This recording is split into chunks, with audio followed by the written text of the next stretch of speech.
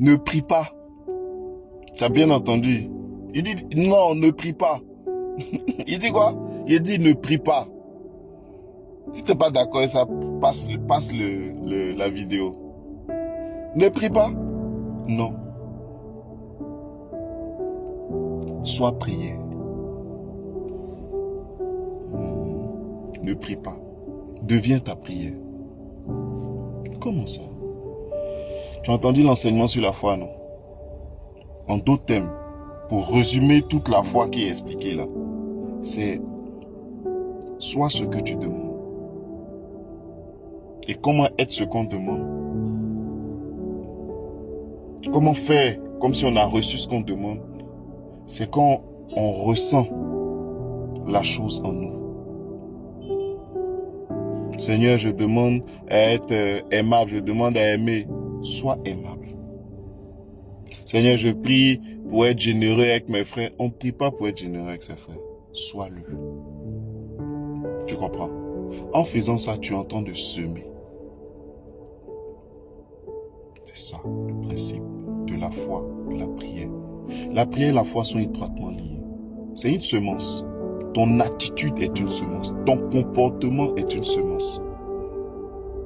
Tu comprends? Ça va devenir ce qu'on appelle ton état d'être. Tu ne peux pas finir de prier. Tu ne peux pas finir de dire non. Tu penses que la foi là, c'est genre comme tu as appliqué, ouais, je suis là, j'ai imaginé, ensuite j'ai mis l'émotion et puis après j'ai validé. Non. Si tu as bien compris la foi, c'est un sentiment qui va demeurer dans un état de persévérance que tu vas mettre aux oubliettes. C'est tant que tu es dans une volonté de... C'est-à-dire quand tu dis, ah, j'ai prié, j'ai la foi, j'ai demandé, je vais recevoir. Ça va jamais marcher. Ton je vais recevoir que tu as ajouté là, ça va pas marcher. Parce que...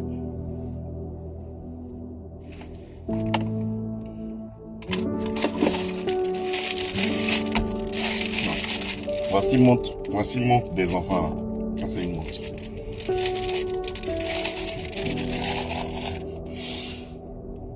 Papa, je veux une montre. Moi, je suis l'enfant. On m'a donné la montre. Si j'ai reçu la montre, est-ce qu'il peut dire, papa, je veux une montre encore? Non. S'il a reçu la montre, l'enfant là, quand il a demandé là, s'il a reçu, il ne va plus venir te demander montre.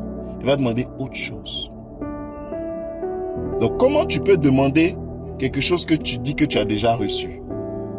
Ou bien comment tu dis tu t'attends à recevoir quelque chose que tu es censé déjà avoir reçu. Et c'est ça que crée en toi l'émotion. L'émotion vient te donner une assurance que tu as déjà la chose. Au point où même tu peux sentir ça dans ta main. Tu vois pas, hein, mais tu sens dans ta main. Qu'est-ce qu'on va retenir de tout ce folklore?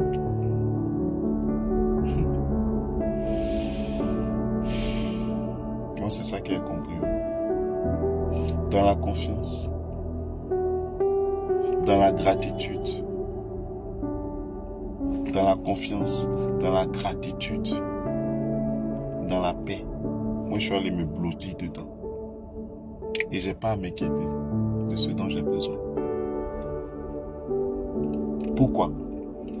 Parce que à tout ça est associé un principe qu'on appelle la loi de l'attraction. Et l'univers se charge de t'envoyer ce qui correspond à ta vibration ou à ton énergie ou à ton état.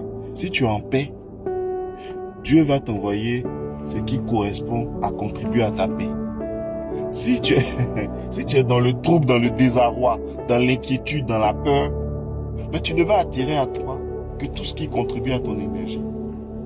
Remarque toi-même dans ta vie, quand tout va mal, tout commence à aller mal en même temps. D'abord remarquez ça, matin tu t'es mal levé, toute la journée va se gâter. Parce que tu n'as pas compris que tu es l'auteur. Tu es le co-créateur. Parce que Dieu a sa part. Mais Dieu, il est comme neutre. Parce que il a établi des lois auxquelles lui-même ne peut pas déroger. C'est pour ça que dans son enseignement, il te donne les prérequis. Il dit, ne fais pas ci pour ne pas avoir ça. Regarde un principe simple, je termine avec ça. Un principe simple. Si